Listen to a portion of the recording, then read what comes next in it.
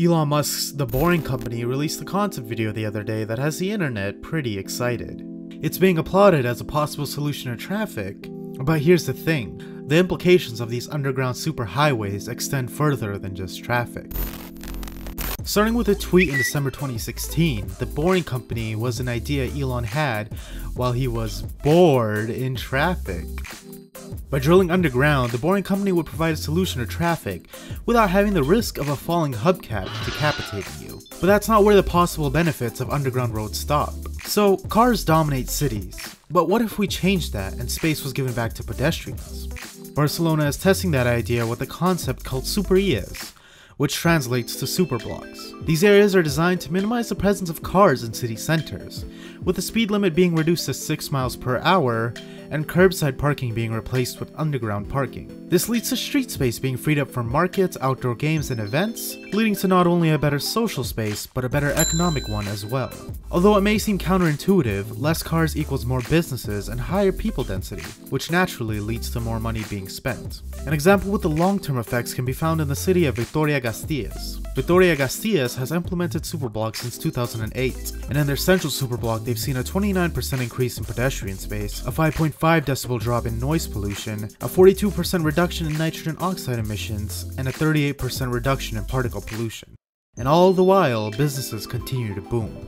Even America has certain districts that mirror this ideology, such as the Times Square Pedestrian Plaza or Bourbon Street. But unlike superblocks, these aren't really widespread. Though possible, superblocks likely won't be a reality in America anytime soon. But maybe in a future with underground roads and parking, superblocks won't seem like such a radical idea. Another benefit of underground roads would be no longer having highways that cut up the city. Highways provide an important service to America's economy, but they come at a price of isolating or even removing neighborhoods. And with how ingrained they've become in our commutes and lives, these highways aren't going anywhere anytime soon. But if we can replicate these highways below ground, we'll be able to reconnect and possibly even rebuild these forgotten neighborhoods.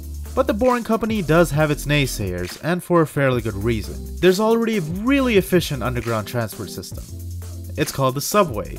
Underground public transport already has a capability to mass transport people, and at the same time it's much more space efficient. Even above ground public transport systems such as buses or trams have the ability to greatly reduce congestion, but that in itself is kind of the problem. They have the ability to greatly reduce congestion, but yet we still have it. That's because for all its good graces, public transport has some major issues. Outside of cities, public transport often takes drastically longer than private transport. Then, within cities, people can often take public transport near to their destination, but will require a walk or a cab to reach their final stop, which can often lead to a situation where taking public transport will actually add time to your commute. Then there's the issue of comfort. Public transport usually doesn't provide the most comfortable mode of transport, which often leads to people putting up with extra time on their commute just for said comfort. And all this is really only the tip of the iceberg. Private transport is likely here to stay, and perhaps the Boring Company could finally provide the upgrade it so desperately needs. But there will be a lot more in the Boring Company's way. Many cities already have an underground public transport system, and building around or underneath them will likely pose an issue. Another issue is presented by earthquake-prone cities. LA will likely require different tunnel construction than a city such as New York will. Then you also have to consider the investment costs and the return of all these elevators and tunnels. The cost of these tunnels and elevators may not yet provide enough of a return to justify the building and the maintenance cost. And all this is really only the start of the Boring Company's problems. But that's not to say that we won't be seeing underground roads in our lifetime. Challenges like these have never stopped Elon and the engineers of America, and I don't see this time being any different.